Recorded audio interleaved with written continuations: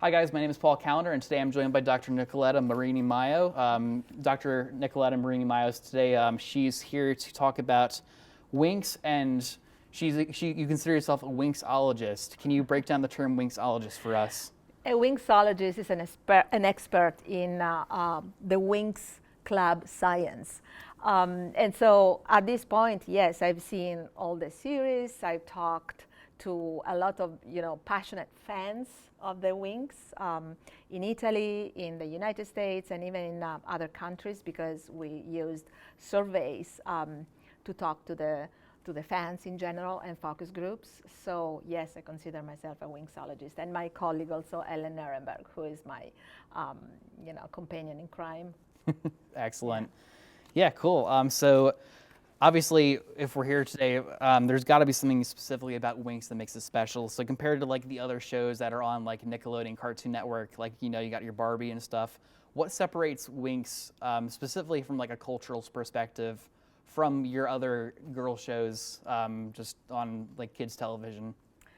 There is a project, there is a cultural, pedagogical, and ethical project behind the Winx, which is not behind the Bratz or other series, other animations that are very, very popular. Because the Winx are considered the third way between the American animation and the Japanese animation. So the violence of American animation and the attention and submission to authority of the Japanese animation is not in the Winx. In the Winx are all women and or young women, and they propose themselves as the saviors of the universe, and behind them there is a big project sponsored by an entrepreneur and a priest in Italy. So that's the surprise that came out when we started to look for it to do some research. Okay, so you're kind of like digging back some of the layers of it and like figuring out what's the reason for it and stuff.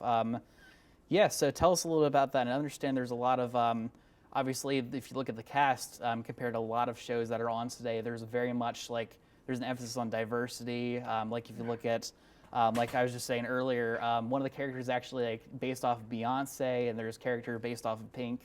So you really represent like a lot of the diversity we see in pop culture. Can you tell us a little bit about that and like its connection to diversity and the feminist? That's a little bit controversial, actually, because at the beginning it was not like that, and then it became more and more, there was more and more attention about this diversity, but then it started to kind of disappear and being whitewashed a little bit, because there is attention, but there is also a lot of pressure from the audience, because this show is distributed in 150 countries in the world. So the global north actually dominates the request, dominates the demands for the distribution, and it's difficult to impose a really diverse show, even though there is this attention, and this is very clear.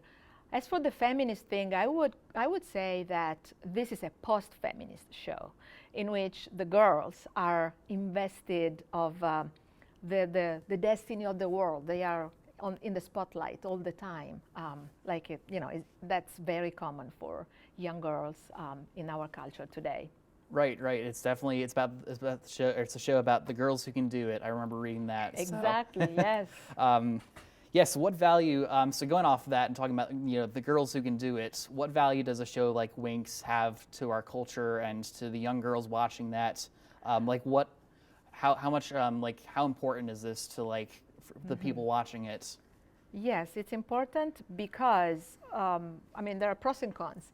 The pros, I would say, it's important because the Winx actually really are friends. And, this friendship is really a very generous friendship, and it's a very mature friendship also. And sometimes there are small jealousy, or small misunderstandings, but really small. So friendships really moves the action and the agency of these girls, and I think that's the most important value.